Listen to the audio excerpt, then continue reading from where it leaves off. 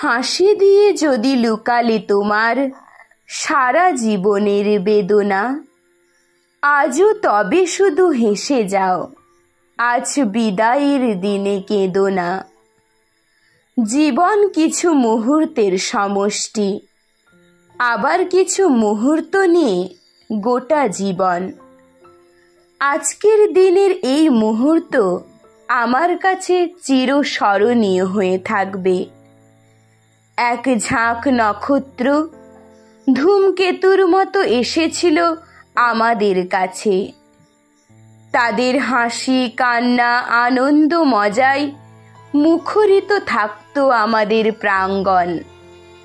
তারা আজ আমাদের ছেড়ে অনেক দূরে চলে যাবে।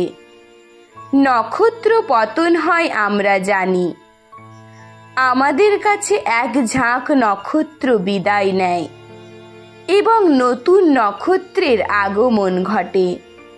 এটাই পৃথিবীর নিয়ম। এই রকম এক ঝাঁক নক্ষত্রকে বিদায় জানাতে হবে। তবুও বলতে ইচ্ছে হয়, ফিরিয়া যেও না, শোনো শোনো, সূর্য অস্ত যায়নি এখনো, সময় রয়েছে বাকি। সকল বিদায় একই রকমের নয়। কিছু বিদায় চিরস্থায়ী, কিছু বিদায় ক্ষণিকের। আজকের বিদায় চিরস্থায়ী। হয়তো ব্যস্ত জীবনের মাঝে, কখনো কাজের ফাঁকে, ব্যস্ত চৌরাস্তার মোড়ে কিংবা নির্জন গলির মোড়ে দেখা হবে। কথা হবে ক্ষণিকের জন্য, আর কখনো দেখা হবে না এই অঙ্গনে, এই প্রাঙ্গণে। তোমরা যেখানেই থাকো, আমাদের এই প্রাঙ্গণ বলবে, তুই কেমন করে যাবি? পা বাড়ালেই পায়ের ছায়ায় আমাকেই তুই পাবি।